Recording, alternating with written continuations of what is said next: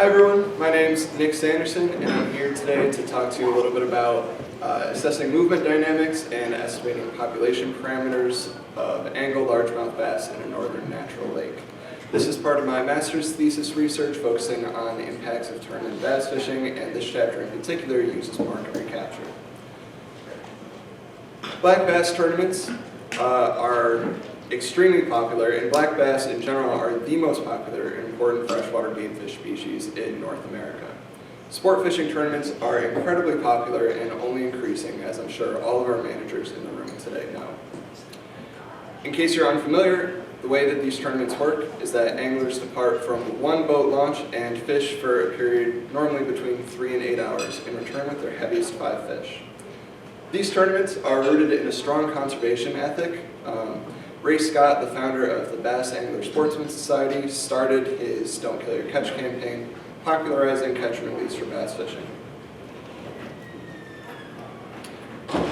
These tournaments are catch and release, but they can be very stressful, and there's quite a few steps in them. First, the bass are caught on rod and reel, then they're kept in a live well on the boat for the duration of the tournament. They're returned to one single weigh-in site, where they're then transferred to a bag of water and carried to scales. They're weighed in a dry mesh bag on a tournament scale before being returned to a bag of water, and in most cases returned to the water all at once, all at that central launch location. These tournaments are stressful on the fish, with each step increasing mortality rates in the fish. And importantly, they relocate keystone large predators. So normally, this is the flowchart of how a tournament would normally go. However, in our study, we added 2 extra steps, where instead of the anglers dumping their fish back into the lake, we were sort of the intermediate there, where we transfer the fish to a 100-gallon holding trough with aeration, commercial live well additives, and sometimes ice, and we tagged, measured, and released the fish at the weigh-in site. Black bass tournaments, like I said, are only increasing in popularity across North America, and of course they have an incentive to select for larger individuals, since everyone wants to win, everyone wants the largest 5 fish. So these are compounding stakeholder concerns. These include invasive species, since we know that bass anglers oftentimes trailer their boats to a multitude of different lakes. Overexploitation as they become more and more popular. Mortality, both delayed and immediate. And relocation or stockpiling, wherein fish that are relocated to one single launch point, maybe those fish don't all disperse at the same rate, and they can become vulnerable to angling pressure. Our study site is Onondaga Lake in Syracuse, New York. It's a small urban lake only about 4 miles long, and it has a long history of anthropogenic impacts.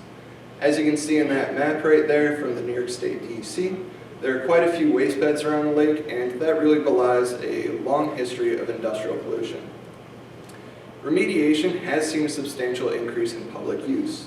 Remediation and designation of this site as an EPA Superfund site.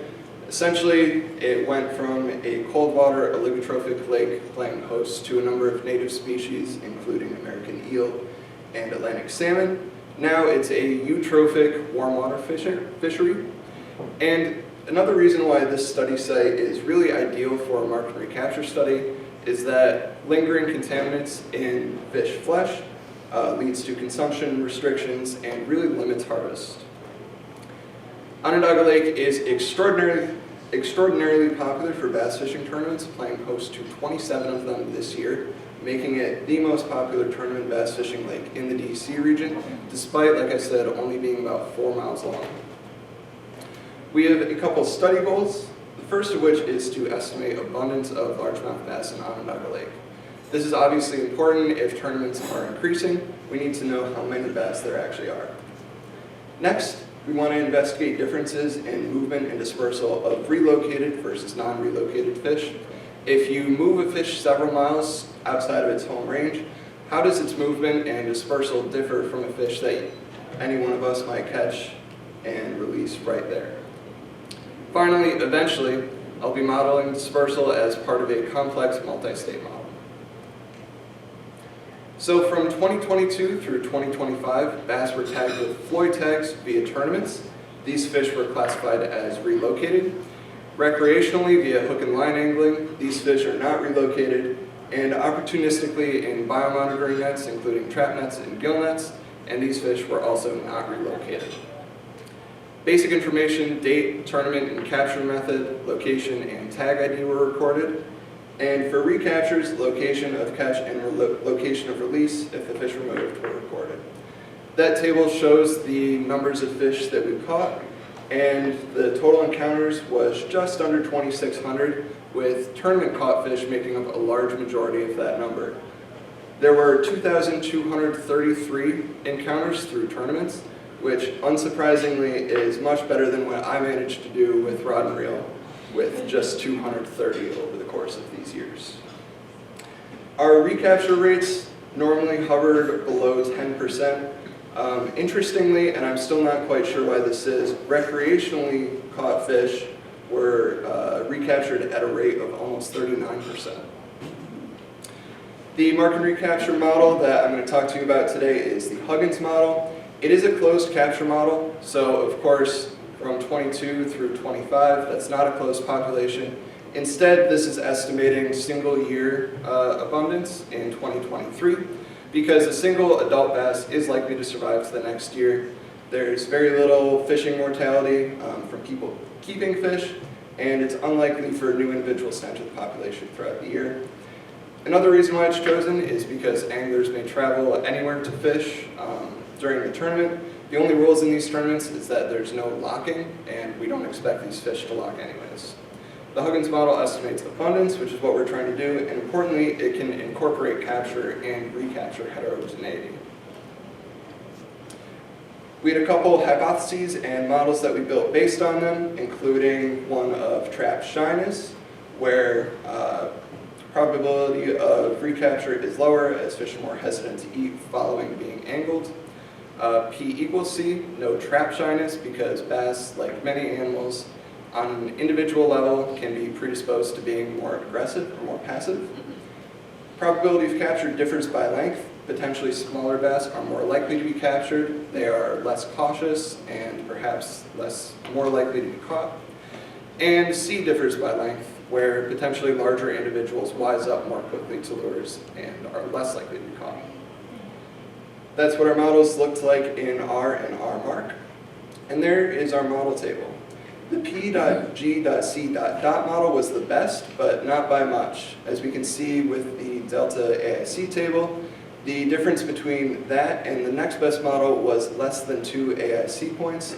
So those two models were the best, but we cannot definitively say that one model was better than the other. This graph shows our abundance estimates by model, starting from left to right. The left is the best model, and the one next to it in green is our second best model. And unfortunately, we can see that the abundance estimates are pretty different there. Our best model estimated 2,076 bass in Onondaga Lake. That's in the same ballpark as a previous mark and recapture study done on this lake, but it is likely biased low due to small sample size, this only being 1 year. Now, I also wanted to look at dispersal, and eventually I'll be modeling this as part of a complex multi-state model classifying fish as either dispersed or non-dispersed. But for now, we can look at it more in a qualitative sense, and we see the meters traveled and days between encounters on that graph there. And it shows that a greater proportion of relocated or tournament caught fish dispersed beyond the typical home range of around 100 meters. And while this isn't statistically significant, it is evidence against the stockpiling, as the proportion of dispersed fish for tournaments was about 0.84, whereas the proportion of dispersed fish for non-relocated is only about 0.73. Now, we did observe some potential evidence of site fidelity, and anecdotally, we can see some evidence of this. Fish number 0636 was initially tagged in a tournament on 7/12/23. It was recaptured and relocated in another tournament on 7/26/23. Unfortunately, for whatever reason, maybe the angler didn't realize that they caught a tagged fish.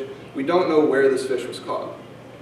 However, it was caught 2 more times in tournaments a year later. On July 17th of 2024, It was caught in a third tournament more than 1 mile north on a specific piece of structure. Then it was brought back to the boat launch down at the south part of your map there, and less than a month after that it was recaptured in a tournament, again in the exact same location. All of our location data is built by talking to anglers, so we know that it was at the exact same place because it was on an exact piece of structure. Now, just as an aside, some interesting fish, I thought I'd give them some awards. The farthest moving traveled a whopping 22,241 meters, and it was caught all the way up at a lock in Phoenix on the Seneca River, and it was by far the farthest moving fish. Most recaptures, there's a tie for first. We had 2 fish that were captured 4 times. The majority of fish were only recaptured once. And the fastest travel, we had 1 fish that traveled over a kilometer, and it was recaptured the next day. I want to talk quickly about angler participation in research. This project relied a lot on citizen science, which of course has both advantages and disadvantages. A disadvantage could be data quality and resolution of location data. There are quite a few fish in my data set that I had to disclude just because I couldn't track them through all of our data, and things like that can happen because an angler doesn't report a fish, potentially removes a tag, or doesn't quite read the tag number correctly. Another potential issue that we ran into and caused me to disclude quite a few fish is resolution of recapture location, where some anglers can be very specific in telling me where they caught their fish, whereas some other data points I have are simply south end, and that's far less useful. However, a big advantage of citizen science used in this way is data availability. If we think back to the proportions of fish that are caught using different methods, tournament caught fish were far and away the most popular fish that we were able to tag. Generally, I can say that both recreational and tournament anglers wanted to help and were interested in our findings.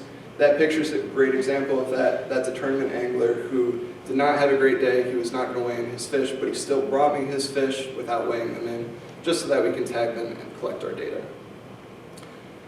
Overall, our abundance estimations were inconclusive, but it's clear that length or size is an important variable, as it was a covariate in both of the top models. Neither model was necessarily better than the other, so they also both estimated abundance to be a little bit lower than expected with large confidence intervals, and we see some anecdotal evidence of site fidelity. In the future, it's clear that largemouth bass and largemouth bass tournaments are incredibly important, and it's very important that we learn about them. Our estimates were not great, and in the future, perhaps we need to incorporate more covariates, such as time between capture and recapture, or environmental conditions, such as temperature. It would also be helpful to have some catch per unit effort data. That goes back to the stockpiling concept, where oftentimes these tournaments are held at public boat launches, where accessibility isn't really a concern, so those areas oftentimes face a lot higher angling pressure. Like I alluded to, eventually I will be using a multi-state model to estimate the probabilities of changing state, whether a fish is at the boat launch or it's somewhere else, and that can help us quantify dispersed or stockpiling. Finally, for another one of my chapters that I will not be talking about today, I plan on using community data coded as near versus far to a boat launch to investigate changes in forage structure, and we can potentially use that as a proxy for stockpiling. Quickly, I just want to say thank you to my committee members, cooperation from local bass anglers and tournament organizations such as Salt City Bass Masters and the AC Open Bass League, and all of my colleagues in the field. Thank you. Does anyone have any questions?